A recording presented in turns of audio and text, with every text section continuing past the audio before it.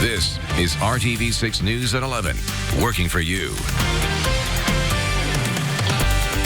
And now at 11, the numbers behind the Indianapolis Metropolitan Police Department's plan to keep the city safe in 2020. New data show more people are getting shot and fewer homicides are being solved. RTV6's Cameron Riddle is working for you with a closer look at these latest statistics and how the new chief of police plans to crack down on crime. The Indianapolis Metropolitan Police Department is revealing new data showing how, on one hand, crime is down, but on the other, there are still some serious problems. We've got some work to do. I'm not going to sugarcoat it, but I think we're moving in the right direction. The data doesn't lie. 2019 saw a drop in the number of crimes, including homicide, robbery, aggravated assault, burglary, and vehicle theft. But I'm still concerned with the violence numbers. While the criminal homicide rate dipped slightly lower, the number of non-fatal shootings and shooting victims is on the rise. In 2019, there were 452 non-fatal shootings, injuring 524 people, a 7% increase in victims compared to 2018.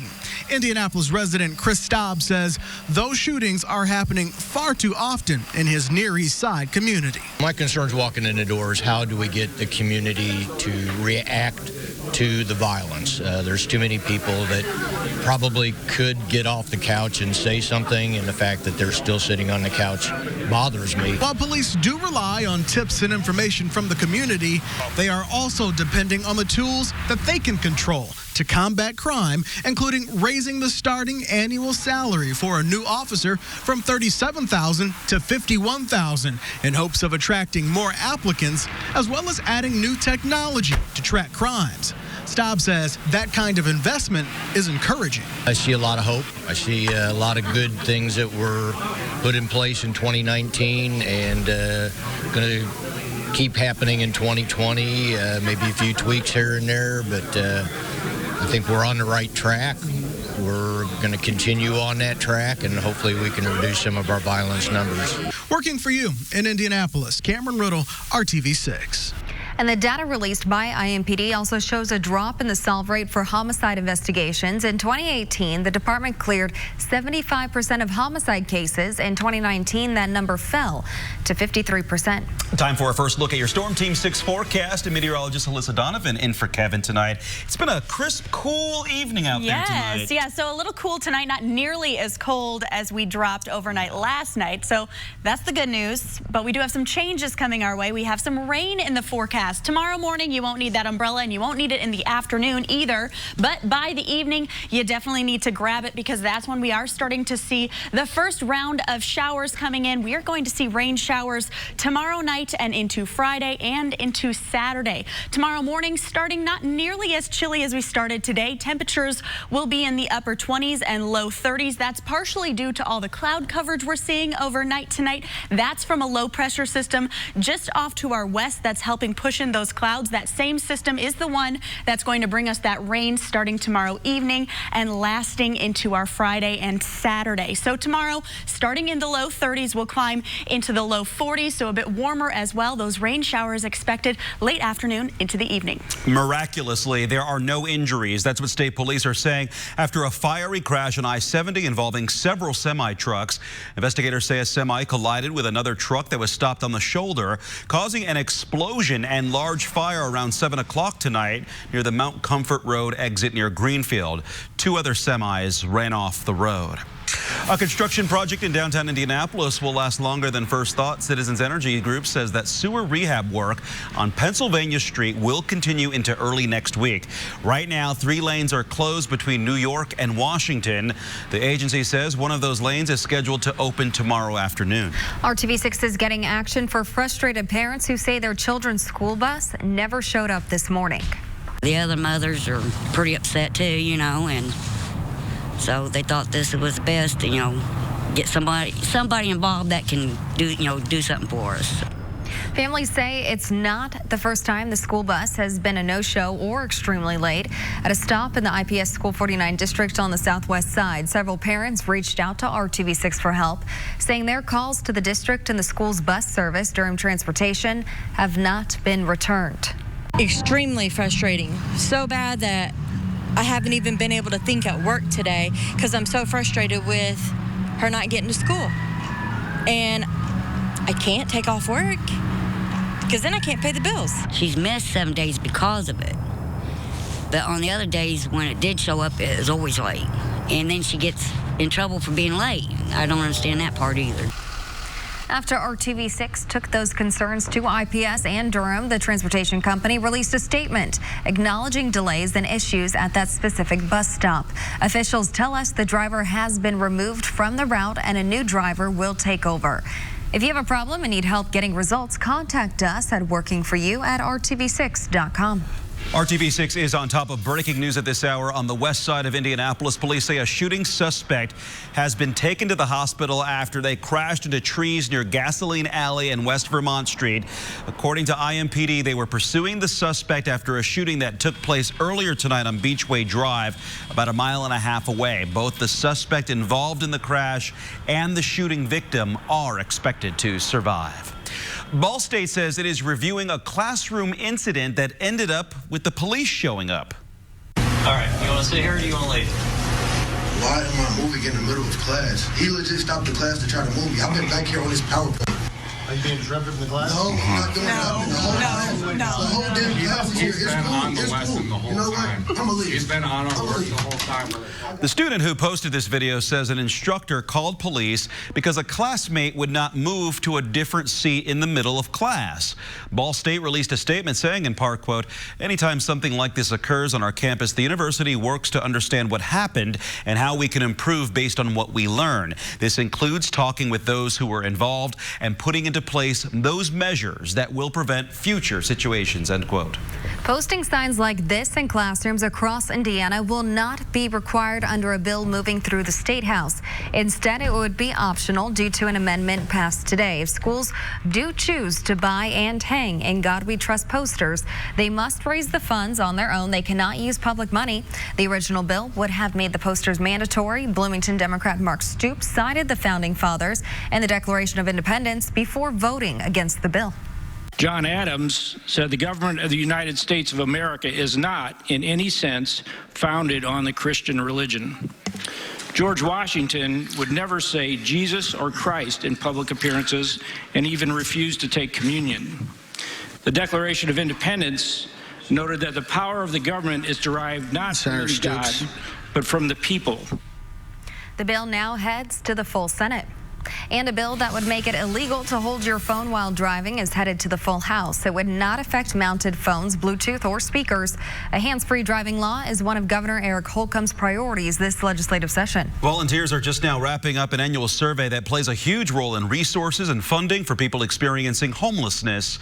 The point-in-time count is meant to document how many people in Marion County stay in shelters, transitional housing, or on the streets on a single night. The findings help service providers, lawmakers, and others better understand the root causes of homelessness and how to solve those issues. Indianapolis Mayor Joe Hogsett spoke to volunteers at Horizon House before hitting the streets. Past counts have helped define the most prevalent causes of homelessness: unemployment, eviction, mental health, addiction. As a result, the services we provide are thereby better calibrated to be more effective. Last year's count reported nearly 1,600 people experiencing homelessness in Marion County. An Indianapolis man is accused of shooting and killing his girlfriend while she was lying in bed. That new information is from charging documents against 27-year-old Demarion Moore. IMPD announced his arrest Monday in connection to homicides at separate apartment complexes on the west side. According to the probable cause, Moore killed his girlfriend, Shawnee Scott, and Krishawn Snelling on January 8th. Scott's body was found the next day. An autopsy is scheduled tomorrow on a woman found dead in a home that caught fire this morning. Firefighters were called to Kildare Avenue near 21st and Emerson on the east side just after 6 o'clock this morning. Several 911 callers reported hearing a loud boom before the fire started.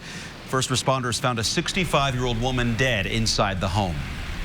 Your hairstylist can do more than give you a new do. They can help make life-saving detections. After seeing a report on RTV6 about a course that helps beauty professionals spot skin cancer, the instructor and students in a cosmetology class at McKenzie Center for Innovation and Technology all signed up. The two can go hand in hand since stylists are already touching and looking at your neck, scalp, and other areas where you might not spot the signs yourself.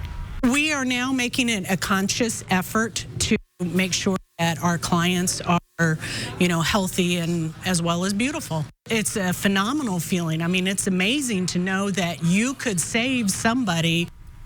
The certification requires stylists to watch a video and to pass the test. Students at the McKenzie Center are challenging others to get their certification. You can find a discount code for the course by clicking on this story in the RTV6 app. Well, January is National Mentoring Month, and one of the biggest mentorship organizations in the country is in need of volunteers in our community. Big Brothers Big Sisters says 1,200 kids are waiting for matches right now. 70% of them are boys. Doug Shreve and Will Ramey, who were first matched several years ago, say relationships formed through the program can continue even when littles grow up. He showed me that the worldly view of what a man is, it isn't necessarily what a man truly is, and I feel like without that influence in my life, things may have been a lot different. The relationship started with just the two of us, and then my wife came on board. Will has seen all of our sons be born. I've seen his kids born. To learn more about how to apply or what the process is like to become a big brother or big sister, go to theindychannel.com and click on this story. Coming up, a 2-month commitment making more than $20 an hour on your own time. Learn more about this rare job opportunity ahead in Hiring Hoosiers. The first day of arguments in President Trump's impeachment trial has wrapped up. The case made by Democrats and the reaction from Republicans. You're watching RTV6 News at 11. Toyota, let's go places. This is RTV6 News at 11, working for you. Another marathon day in Washington, D.C. as Democrats presented their case in the impeachment trial of President Trump. Over the next 3 days, the Senate will hear formal arguments. ABC's Rachel Scott reports this phase of the trial will likely stretch into the weekend. Let us pray. After a prayer for civility, the House impeachment managers returned to the Senate chamber to open their case against the president and make an appeal to their Republican colleagues. The Constitution entrusts you to the responsibility of acting as impartial jurors, to hold a fair and thorough trial and to weigh the evidence before you, no matter what your party affiliation or your vote in the previous election or the next. Invoking the words of Alexander Hamilton, Congressman Adam Schiff said the framers warned against a leader like President Trump.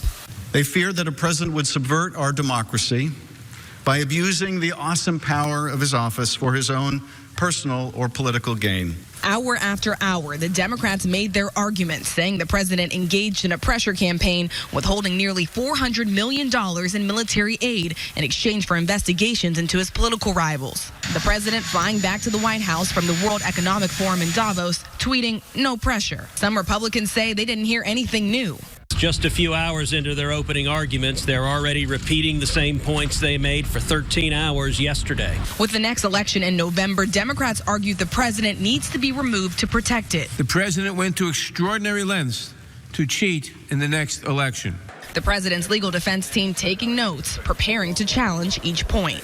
We will challenge aggressively the case that they're putting forward based on what we're hearing, and we also have an affirmative case that we're going to make as well. And looming large over the Senate impeachment trial is the question over whether or not witnesses should have to testify. Any vote on that front would only require a simple majority. Only 4 Republicans would have to vote with all Democrats to cross that threshold, and all eyes would be on a group of moderate GOP senators to see how they would weigh in. Rachel Scott, ABC News, Capitol Hill. And ABC News coverage of the impeachment trial continues tomorrow here on RTV6. You can also watch all the proceedings on the RTV6 Facebook page. Now to South Florida, where iguanas are recovering from a cold snap. Just as the National Weather Service predicted, falling iguanas became part of the forecast today as wind chills in the Miami area fell to the 20s and 30s. The invasive lizards are cold-blooded and they can't handle cold weather very well. Their bodies go dormant, and because they sleep in trees, appear to fall from the sky when temperatures drop. They may look dead, but once the weather warms up, they go back to normal. I think we can say that about a lot of people. Yeah, like me. I'm a lizard. Like Mark, yeah. Once it warms up, he goes back to normal. Yeah. Right now, I'm just crazy. Well, the good news is we are going to see a little bit of a warm up in our 7-day forecast. Not quite today and not quite tomorrow. Looks like that's going to be on the tail end of our next few days here. But the good news is it's not going to be as cold overnight tonight. Last night we were in the teens. Tonight we are going to be in the 20s and low 30s. We do have rain and snow moving in tomorrow. The timeline on that has been bumped up a little bit, looking more like we'll see that in the earlier afternoon hours and into the late afternoon, and then we will continue to see that into our weekend before we start to see that warming trend. Will be into the 40s by Tuesday and Wednesday of next week, the upper 40s. Tomorrow morning, cloudy start. Temperatures will be in the low 30s for your morning commute. Dry conditions as well. Those dry conditions are going to be with us the first half of the day, and then things change. What's going on right now is we have a low pressure system that's just off to our west, so that's helping build in a lot of our cloud coverage. We have a pretty good view right now on our IMS Pagoda Cam of the skyline, but that's because those clouds are very high, and those clouds are going to start to fall down as we head overnight, and we are going to see a little bit more moisture in the air, which is why we will see the potential of that rain and snow coming in. And you can see that's already moving into Illinois. Southern Illinois is starting to see a winter storm warning in effect. We have nothing like that going on here. We're just going to continue to see that low pressure system build into central Indiana throughout the day tomorrow. Likely we will start with maybe a few light snow showers, especially along some of you northwest counties. That's going to be right around the noon hour and into the early afternoon, and then we will likely switch to just rain as we head into the evening and overnight. Overnight could see some snow flurries mixed in there as well. If we see any snow, it's going to be very light accumulation, and it's going to be that wet, slushy snow. So not expecting a ton when it comes to snow. More likely we'll see about a ½ inch of rainfall as that system moves across the area. So that's Friday and into the first half of Saturday, and then by Saturday evening things are going to clear out. Sunday is going to be our dry day in the weekend, so if you have any plans for outdoors, you might want to move them to Sunday because that's going to be our good day. Temperatures will start to recover on Sunday and into Monday. Tomorrow, starting in the 30s, we'll climb into the low 40s in the afternoon. That rain-snow mix comes in the late afternoon and early evening across central Indiana. Looking at that 7-day forecast, 41 tomorrow, 42 on Friday, and then we are into the 30s for the weekend, but then we really start to warm up. 48 by Wednesday, so just wait for it. It's coming. That's it. Just wait for it. And it's even hard to believe 48 in January still. Yeah, we've been spoiled. Okay. With these warmer temps. Dave, we're waiting for you now. We'll take it. We'll take it. Hey, guys, thanks. Good evening to you. Going to be interesting. A week from tonight, Victor Oladipo's long-awaited return. I just did the Oladipo thing, didn't I? A year after that ruptured quad tendon. A year ago, actually tomorrow, and only on 6 tonight. A fresh look at Victor's return. He's been working out with the last 3 days with the G League Fort Wayne Mad Ants. This was his final workout with them. So up next to return to the Pacers once they get back from their West Coast trip. Preparation so good with the Mad Ants. The coach of that team has been drawing up situations for him. It's, not only just physically, but mentally. I mean, these last 3 days, you can really tell that he's getting very close, and, he's getting himself ready. I mean, I saw some of the athleticism and the speed, especially these last 3 days, that, is very intriguing. And meanwhile, Pacers in Phoenix tonight. TJ Warren returned to the place he called home for some 5 seasons. But the story of the first half, Domas Sabonis using that left hand early and often. Man, I hope this guy makes the All-Star game next month. We'll see. Pacers up by as many as 11 in the first half. Domas, 24 points, 13 boards right now. His 33rd double-double. TJ McConnell, watch this. A little behind-the-back move. Still in the fourth, 107-86. They are at Golden State Friday night. High school hoop, a little Hoosier hoop hysteria for you. City tourney quarterfinals are tomorrow. Games at Attucks, Tech, Cathedral, and Chittard. The championship game is Monday. Tonight, a good matchup at Beech Grove. The Hornets hosting Southport. Josh Fryer ready to go, the Ohio State football recruit. And right out of the gate, they work it inside to Fryer. Why not? A spin move.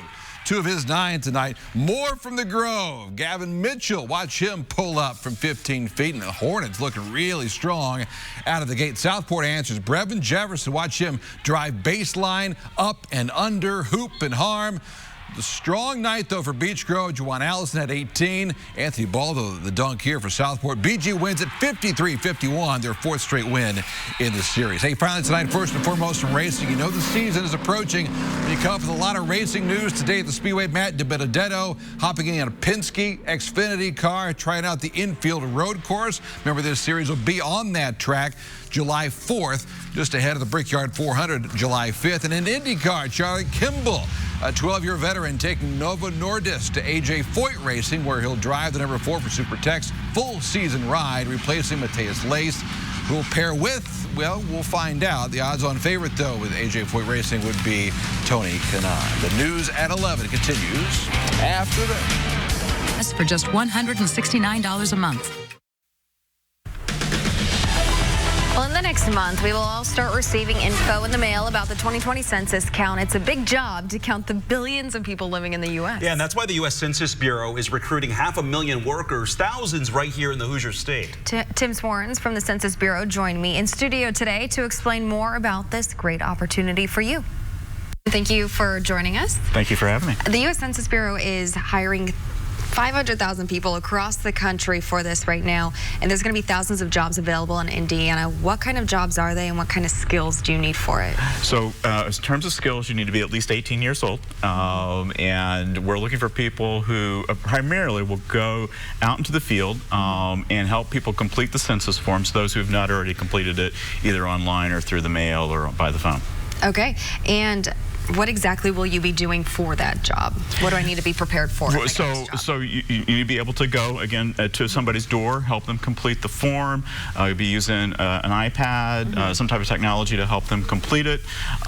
So, you know, we're looking for thousands of people in Indiana to help us complete the census. So good communication skills are necessary. Yes, you know, just be able to knock on a door and have a conversation with the person who answers. Now, these are temporary jobs.